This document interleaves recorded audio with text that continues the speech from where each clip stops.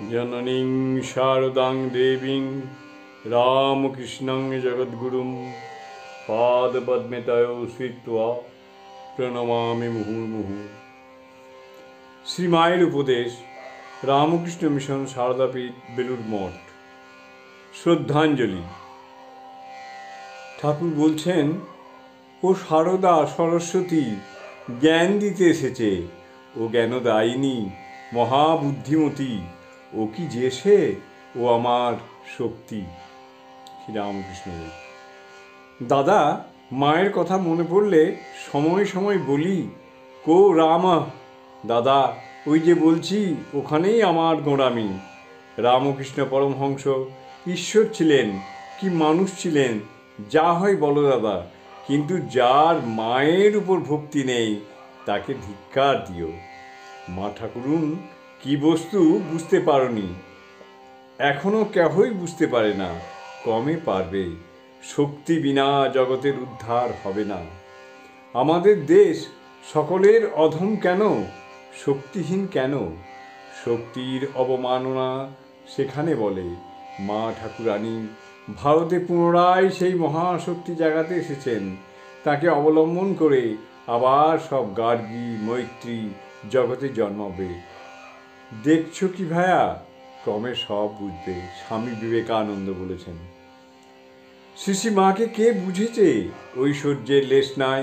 ঠাকুরের বরং বিদ্যার ঐশ্বর্য ছিল, কিন্তু মার, তার বিদ্যার ঐশ্বর্য পর্যন্ত লুপ্ত। এ কি মহাশক্তি! জয় মা, জয় মা, জয় শক্তিময়ী মা।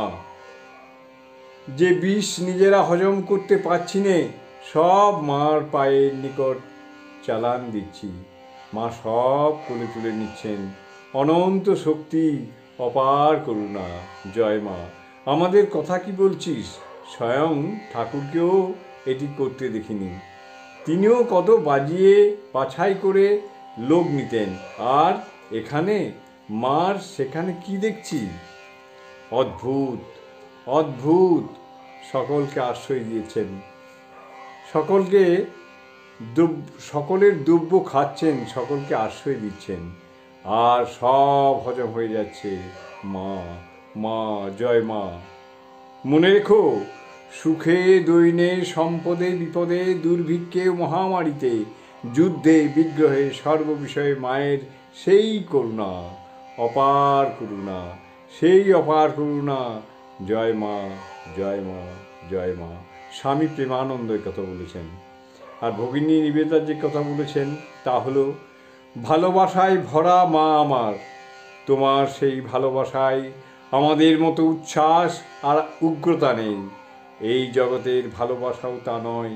স্নিগ্ধ শান্তির মতো তা সকলের কল্যাণ নিয়ে নেমে আসে। লীলা চঞ্চল সোনালি আলোর আভা যেন। ভগিনী নিবেদিতা। জয় মা, জয় মা।